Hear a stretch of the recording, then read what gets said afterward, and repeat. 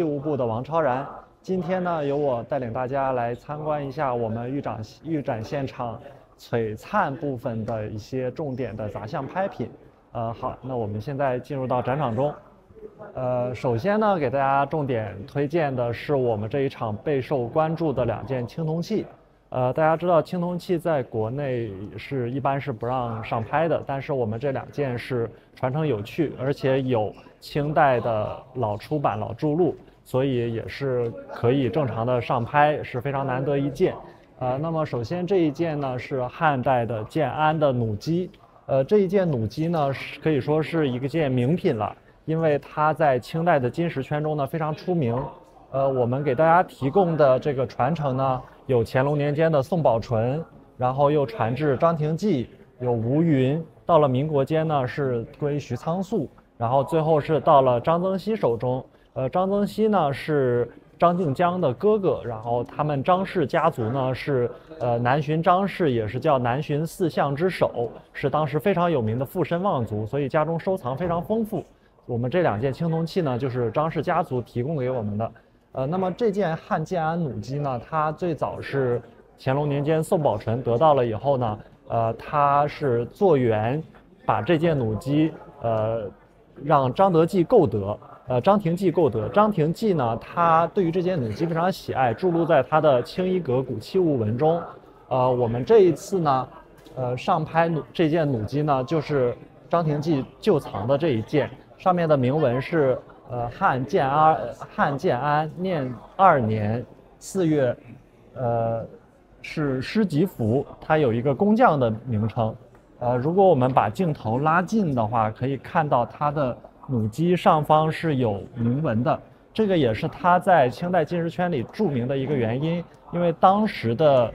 文人他对于古代金石的文字是非常的重视的。尤其是这一件是有汉代建安年间，大家知道是相当于是三国的一个开端的这个时间，是非常有意义的一个纪年，所以当时的文人也非常喜欢它，就由宋宝纯做了一个拓片，把这件拓片呢送给了翁方刚。翁方刚呢得到这件拓片也是非常喜爱，他不但收录了这件拓片，而且他还在让自己的儿子在用这个弩机拓了另一方重墨的拓本，自己又根据这个铭文做了一方砚台也拓了下来。那么翁方刚做的这些拓片呢，他自己也集结成册，做了一本小册页，然后邀请了孙兴衍还有何道生一干名人在上面题跋，也就是我们这一次拍品同样附的这样一件汉建安弩机的册页，它的2面的甲板是楠木的，上面有这个清末著名的金石学家楚德谒的题签。那么这件弩机到了清末的时候呢，是被这个有幸归张曾皙收藏。张曾皙不但得到了这件弩机，而且很有幸也得到了这件册页，他也是喜不自胜，所以呢又邀请了吴昌硕、何孝臧这些人呢，在这个册页的后边题签。所以呢，我们今天看到呢，就是这一件弩机和这一个拓本的这个合璧吧，可以说是2件重要拍品的合璧。那么我们不但提供了这件弩机和这件拓本，还有这样一件立轴。这件立轴呢是张曾皙他得到了弩机和这个拓本的合册之后呢，邀请了吴昌硕、楚德谒，又题写了这样一份立轴，这个下方是他自己的题记。那么三件拍品也是合为一个标的，这一次在我们的拍场呈现，是非常难得的一件金石圈的一个佳话吧。80万起拍的价格也是相当低的了，所以关注度也很高啊，欢迎大家来我们现场关注一下。那我们再看到下一件青铜器呢，是一件商晚期的角。角是一种饮酒器，它跟爵比较相似，但是没有流，而且没有2边的柱。那么这一件足己角呢，它得名就是因为它的判侧有足己的铭文。如果摄像老师可以的话，可以转到这边来看一下，这个角的判的这个里侧是有金文的。这个金文呢，它是足己，然后后边还有一个字是历届金石学家之间呢也有一些争议，所以没有考试出来。但是足己是有迹可查的，是妇好的儿子，他也是商王武丁的一个，他是商王武丁跟妇好的儿子。那么他在历史中的记载呢是非常贤明孝顺的，但是可惜呢是英年早逝，所以没有继承这个王位。那么这一件足犄角呢，也是在清代的金石圈里很有名。我们查到最早的一件铸录是，清代曹丘坊的旧藏，他把这个足犄角铸录在怀米山房集金图中。那么后来呢，有吴大成的刻斋集古录，还有那个吴世芬的郡古录。到了清末呢，还有刘体志的小教经阁金文拓本，这里边都收录了这件这件角的一个金文。那么我们这一次一同上拍的呢，还有这样一件民国年间锦云堂仿古诗鉴的这个小册子，里面是有这一件角的线图。这个线图呢是从怀米山房集金图里边模画出来的，所以可以知道当时的文人圈里边呢，这件足犄角应该已经是小有名气的一件拍品了。那么这一次呈现的这件足犄角，还有这件青铜弩机，都是从清代一直流传到民国的名家旧藏。可以看到它表面的这个包浆是非常典型的、很熟润的这种被文人盘玩藏养过的这样一个包浆，有玉质感，是非常难得的一件。就是可以说它不仅有商周青铜器的这样一个历史意义吧，而且还能体现出清末文人对于金石的这种喜爱，是一种文化。所以非常难得，是我们这一次杂项的领衔的2件青铜器。那我们看过来，这一边向大家展示的呢，是一对清代宫廷的7帝嵌百宝的挂瓶，挂瓶是紫檀边框，然后表面还镶了玻璃。那么这一对挂瓶呢，表现的是耕织图。我们知道，清代的历届帝王他都很重视耕织这样的一个民事吧，所以说当时的宫中有很多的东西的装饰题材都是用耕织图来表现的。那么这2件呢，这一件表示的是织作的场景，这一件表示的是耕作的场景。那么它上面呢还有刻的诗文。这个诗文是嘉庆帝的御制诗，它这2首诗都分别是题在这个耕织图上的。那么这2件挂瓶也是用了嘉庆那个时候的画意和嘉庆帝的诗文。最后落款陈玉恩敬书，也是嘉庆时期的很有名的大臣。那么这样成对给大家呈现，也是很难得的一件宫廷旧藏的器物，也是本场的一件重器吧。好，那我们现在转到这一边来，给大家看一下这一场的几件玉器。这边看到的呢，是我们璀璨夜场给大家呈现的3件玉如意。这一次我们的玉器展品是非常丰富的。那么这3件都是乾隆宫廷的这个整玉雕琢的如意。很难得。我们知道清代的帝王，尤其是从康熙到雍正到乾隆，他们都非常喜欢手执如意。清宫的帝王画作中呢，经常能看到他们手执如意，然后赏玩古物啊，或者是闲坐呀这样的场景。那么这3件如意呢，就基本上是帝王使用的这样的文玩器了。很难得，因为它是整料雕成的，像这样的尺寸的如意整料雕成，可以想见它的玉料是非常巨大的。这也是当时乾隆宫廷它收复了西域以后呢，从准噶尔地区进贡的这个和田玉料非常充盈，所以才能制作这样大件的整料雕琢的如意。那么这几件如意呢，也都有非常典型的乾隆宫和宫廷的这个样式。比如说这一件啊，也是我们这里边非常特殊的一件。首先它的造型比较特殊。这样，这个手部带有这个雕花的，我们一般叫云叶式的这样如意，它上面雕的是一个云符，然后下边这个如意手的部分呢是产地浮雕的这个双龙捧乾卦的这个图样。这个图样其实是非常有乾隆宫廷特色的。我们查阅清宫档案记载，包括宫廷藏器呢，也经常能看到这个双龙捧乾卦的这个纹样图案。然后到下边来呢是一个吉祥图案吧，它上面分别有万，然后还有寿字，还有一个庆，有万寿吉庆这样的寓意吧。也是当时宫廷做器的一个风格。那么这一件如意呢比较特殊，因为很少在如意手的上面看到这个双龙捧乾卦的样式，而且用材也非常的厚，很扩大，所以是很难得的。包括这一件也可以给大家重点关注一下，它是一个3多纹的这样如意，表面呢是浮雕的如意手上的寿桃，然后如意柄上的佛手，包括下面的石榴。它这个雕琢的这个工艺呢是非常精湛的，可以看到线条，还有包括它的轮廓都非常的圆润光润，也是常年盘瓦藏养才能有这样的效果。像这个样式的如意，我们在查资料的时候可以看到，北京故宫是藏有跟这个画片完全一致的一件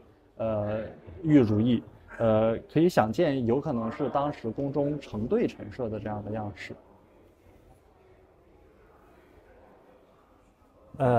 好，那我们现在继续到这边，到这边给大家介绍一下我们这一场的几件，也是重点的玉器。我们这一次，给大家提供了很多宫廷的玉陈设，包括御用器的这样的一个形式。那么这一对乾隆的白玉盖碗就是典型，像这种盖碗在当时的宫中应该是用作饮茶的，除了漆器呢，除了玉器，也可以在漆器或者瓷器中看到相同的器型。那么像这种纯白玉制作的器物呢，在当时是有严格的等级规制的，普通人是不能使用的。我们在这个清代的铺座的这个记载中呢，可以看到是只有皇帝、皇太后这样的级别才能使用这个玉的这个器皿。那么这一成对的玉盖碗虽然表面没有纹饰，也没有款，但是是非常典型的乾隆的宫廷的用器，而且它整体的这个光感都非常的自然，非常的舒服，也是传世非常好的一件玉器了。而且像这种盖碗，它能成组的完整的表现，那个流传下来也是很难得。那么到这边我们可以看到，这有一件乾隆的白玉香盒。这件香盒其实也蛮别致的，它在盖面上是浮雕的这个菱花图案，这个图案也是很新颖。那么像这种盖盒的样式呢，是很典型的香盒，当时应该是有同样玉制的这个炉和瓶组成这个炉瓶三式这样的一个相共用器。那么这个盖盒呢，底下有一个老签，是莫斯，这个是国外的一个非常有名的这个古董商，他的旧藏也是相当于传承有序。那么这一件是一个乾隆时期的白玉香盘，这一件香盘就是它的用料非常的轻薄，然后可以手放在后面可以透出影子的这种，像这种薄料的这个玉器呢，当时也受到了一定寒都斯坦玉器的影响，也是非常受乾隆帝喜爱的这样一个风格。然后这边呢，给大家展示的是一组玉雕的小兽，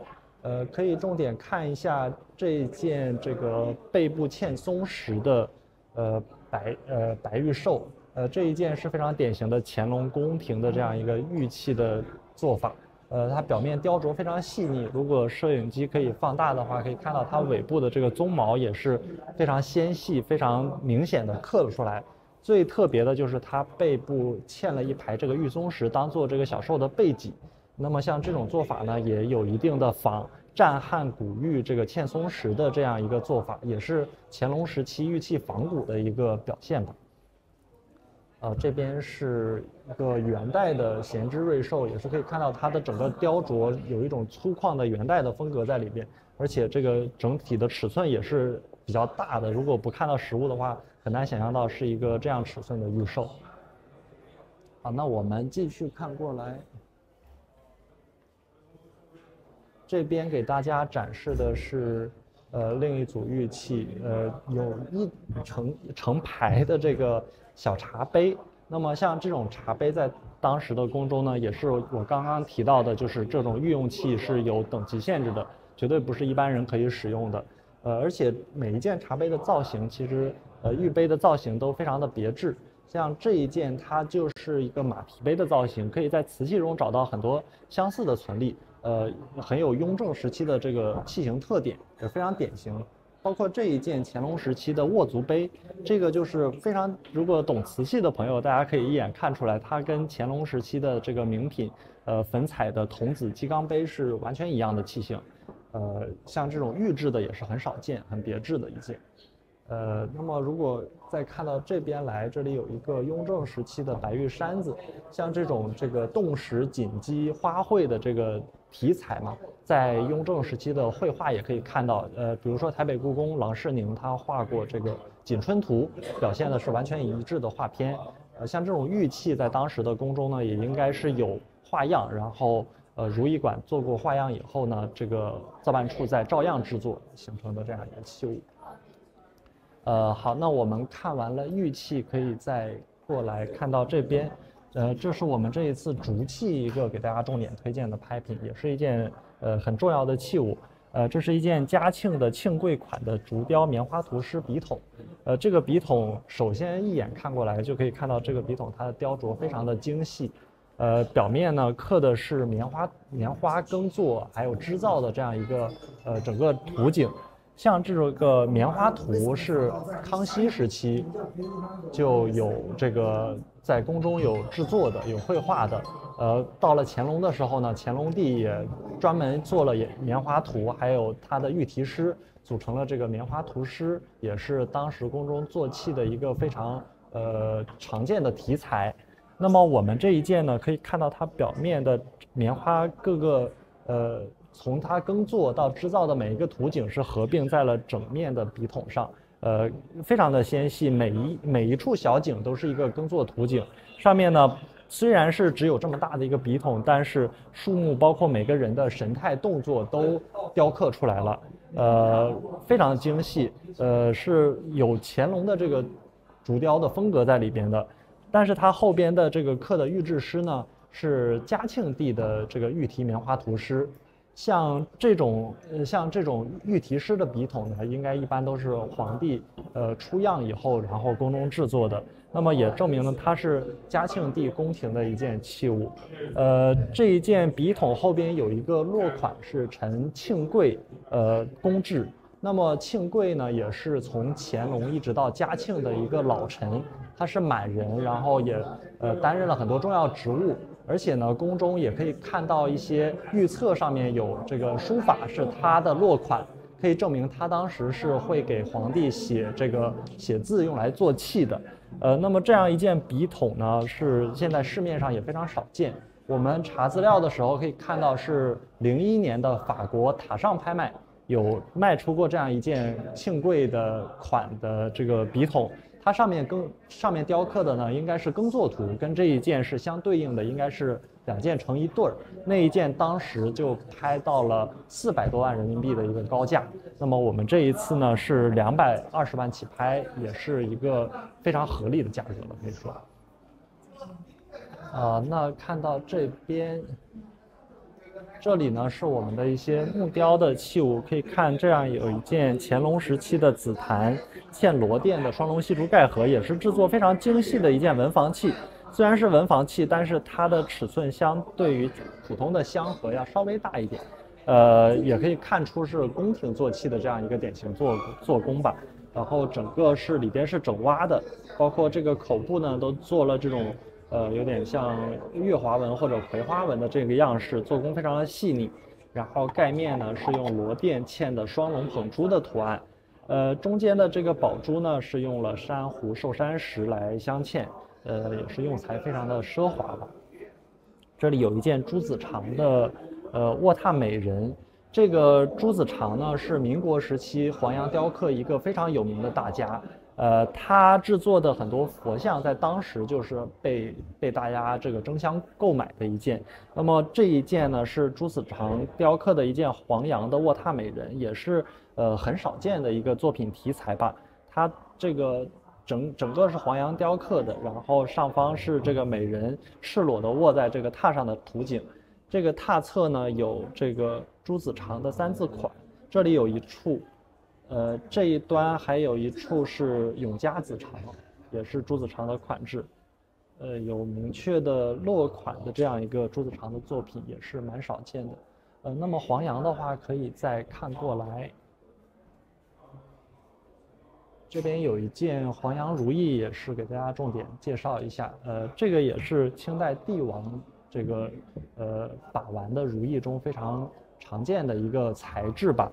整体是黄杨雕的仿天然灵芝的这个造型。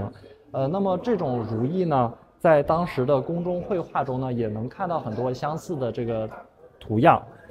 这一件如意更难得的是，它是水松石山房的旧藏。我们知道水松石山房是一个国外收藏中国文房艺术品非常著名的这个藏家，而且它这件如意曾经在香港东方陶瓷协会的这个文玩翠珍的展览中展出，是一个传承有序而且来源非常好的一件佳品。那我们到后边来。这里有2件乾隆时期的漆器，下面是一件剔红的这个小博古柜，整个表面是满宫的这个纹样，有人物在这个论道啊，还有品茶呀，是一个雅集图的这个题材，而且难得的是呢，它还保存有这个原配的这个铜锁，很难得，也是从国外藏家的旧藏回流到国内的。包括这上面有一件乾隆时期御题诗的这个小圆先用5手的这个剔红笔筒，这个笔筒呢也是非常典型的皇帝使用的文房器，而且这个相同器型的这个拍品呢，我们是在故宫博物院看到有几例，当时宫中呢应该制作有这个十几例的样子，非常难得。这里是一件山楂红料的锥把瓶。这个瓶子首先它的尺寸是非常大，我们在所见到的料器中很少见到有这样大的尺寸。下方呢是有乾隆年制的这个驼刻的这个落款，表明它是一个乾隆宫廷的这样一个器物，而且它的发色非常的这个明亮吧，也当时宫中管这种颜色的料器应该叫做亮红。它这种发色很有可能里边是加了金这种金属才能达到这个还原出这样的红色。这里有一件沉香的麻姑线寿，也是用料非常的奢侈的难得的。那么看到这边是有我们这一次的一组铜炉，这一次铜炉也是有非常多的精品很受关注。我们夜场中尤其给大家选出了其中非常重要的几件。那么这里呢是一件明崇祯16年陆王朱长方制的这个冲天耳炉。我们知道陆王他非常喜欢古玩，而且他最有名的是他斫琴的陆王琴。那么这是一件陆王的炉子，而且下面是纪年很清晰，大明崇祯癸未年孟春吉日承义斋制。承义斋经过我们考试呢，是陆王他的斋号，可以在一些碑刻上面看到他这个承义斋的落款。那么这样一件陆王炉也是很难得。这里是一件围斋青丸的压惊炉，还有这里有一件明代清康熙的宝剑堂的立式炉。这样的立式炉尺寸这样小一手可握，这种一般是琴炉，古人弹琴的时候放在旁边焚香用的，非常的典雅。这里有一件很有意思的拍品，是一件铜制的鸡心佩，是乾隆时期仿古铜器的一个典型的典例吧。它仿的是战汉时期御制的鸡心佩的这个样式，然后表面用局部鎏金工艺，背面呢有乾隆年制的丝字款，很有文房气的一件小玩物吧。这里是一件明代的有耳炉，底款是6级式藏，非常典型的明代器型，而且手头也很压手，皮壳很漂亮。这里这一件玉堂青丸的结耳炉，底下落的是非常标准的玉堂青丸柳叶篆款，也是非常受藏炉的大家喜爱的这样一个款制。结耳炉这个造型呢也非常的标准周正，很有文房气，而且这一件炉子是有这个春江月历代铜炉相继收藏的一个出版，传承有序。那么这一件呢就更是藏炉名家杨秉珍先生的旧藏，曾经在台北历史博物馆展出过。是一件康熙时期官造的这个结耳炉，底款呢是宣德年制，是当时非常标准的这个玉铸篆款。也是非常标准的官造铜炉，手头极沉。我来为大家介绍一下这次我们中贸夜场的2把非常重要的古琴，一把是陆王中和1号琴，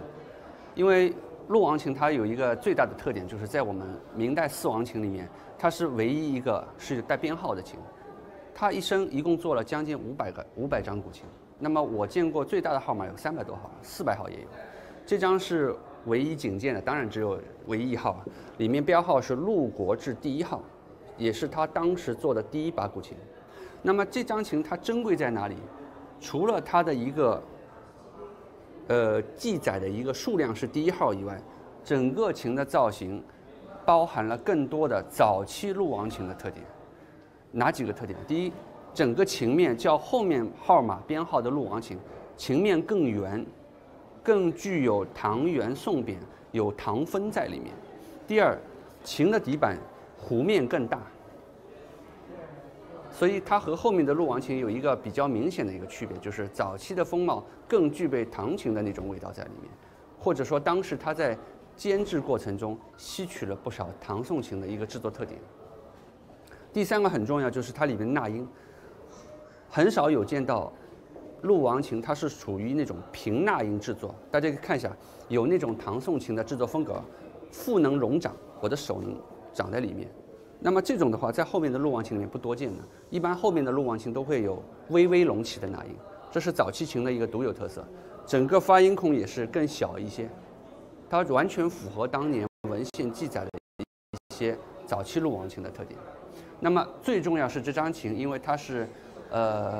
整个保养的非常好，所以现在演奏起来的话，它的音色是目前所知的陆王琴里面音色是觉得比较好的一把，实际可以是上台演奏级别的陆王琴，那是非常珍贵的陆王编制第1号。好，反面它可以看到当时陆王琴比较代表的3个琴名、题刻和印章，标准款式。那么在清代时候也有仿制陆王琴，那么它的这种刻工和题款都没有，或者说达不到当时的这个标准真品的陆王琴的一个刻工的一个标准，包括那个刀法的走刀感和那个流畅感，我们有机会可以来现场看一下真品陆王琴，它这个走刀感是什么样子的，非常漂亮，也非常震撼。好。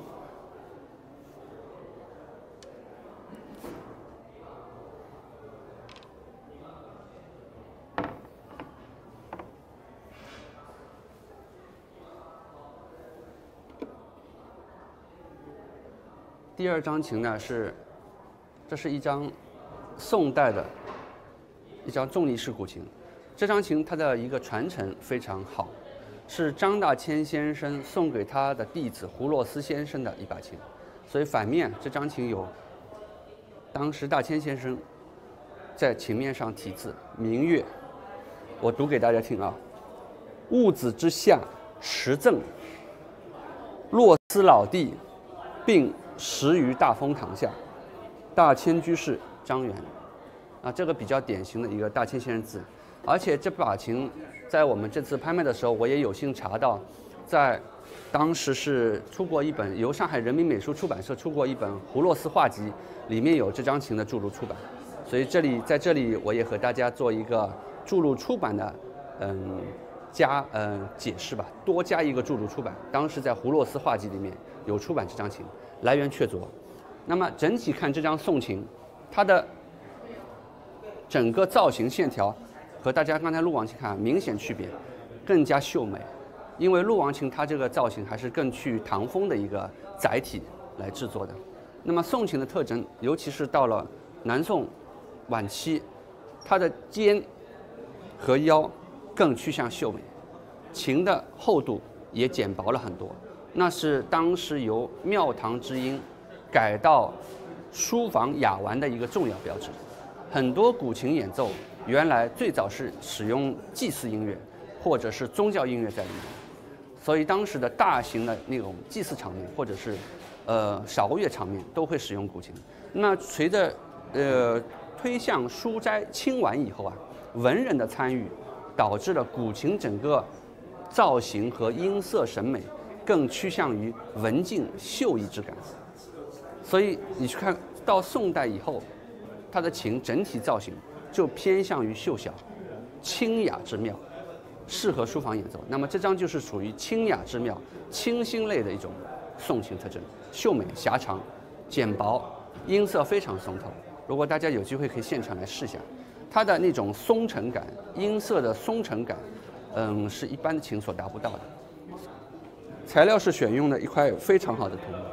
这个桐木啊微掐入指，是我们做琴里面最棒的一个材料。所以说做琴材料太硬也不好，